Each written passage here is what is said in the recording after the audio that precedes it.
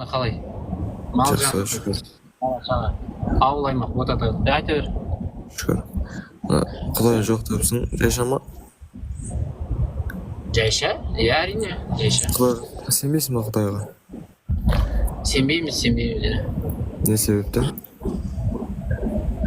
Сенетін себеп жоқ болған соң сенбейсің де? Сенетін себебі өте көп болсаң, былай дінге қызығушылығың бар қарасаң көп қой. Біреуін айтшы, өте көптің біреуін айтшы. Сен осы туылмай жатып кім едің бая бұрында? Айтшы. Жоқ болатынсың ғой? Жоқ, сен туылмай жатып кім едің? Әкеңнің беліндегі бір тамшы едің ғой, сен әшейін білесің ба? Жоқ, олай деп айта алмайсың. Олай деп айта аламын, сен туылмай... Сонда сен не, әкең өзінен өзі белінде бала жасайтын завод жасап алып па не, анаңның ұрық жасушасынсыз, араның жұмыртқасынсыз сен ешкім емессің ғой, не қуып отырсың? Мен сен осы кім едің деймін да, бұрында әкеңнің беліндегі бір тамшы су едің, ананың әкеңнің белі 50%, сен әкеңнің белі 50%, әкеңнің белі 100 жерден бірдеңе болса да бала жасап шығарамайды ол жалғыз өзі. Сен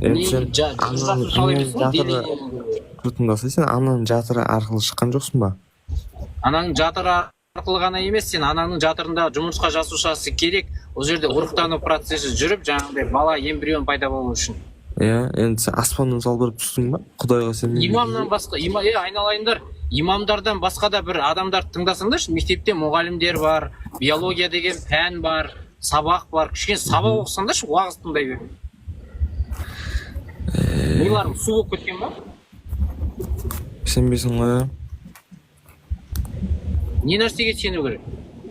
Болды, сенбей қой, саған ешкім мұқтаж емес қой, саған Құдай мұқтаж емес қой, сен... Сенің құдайың именно, сенің құдайың сенің сенуіңе мұқтаж. Сен үшін олар. Мұқтаж болмаса ол жас сені қорқытып, үркітіп, артыңнан қалмай қояды деп ойлайсың ба? Кім қорқытып үркітіп жатыр мен? Құдай, сенің сенетін құдайың сенің артыңнан қалмайды.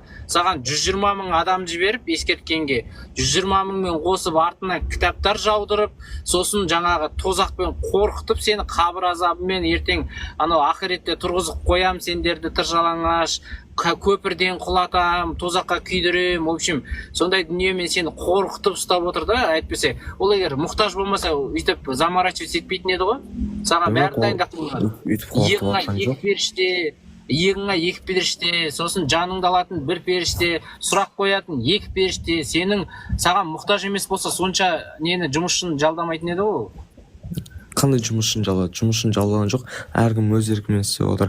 Ол жақта только біз қорқытамыз, жәннатқа да барасың деген. Жақсылыққа мысалы қара, мен қорқытып отыр дейсің дейсің.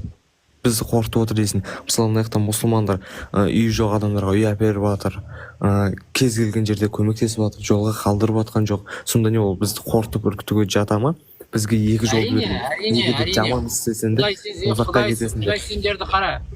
Құдай сендерді қорқытып, үркітіп, тозақпен, қабірдің азабымен қорқытпаса, сен бірдеңе істеуші ме едің өзің? Істеуші едім.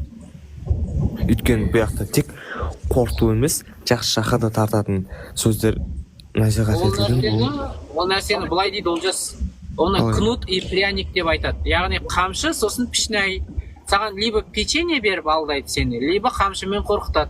Бұл кәдімгі кішкентай баланың жасайтын манипуляция ғой.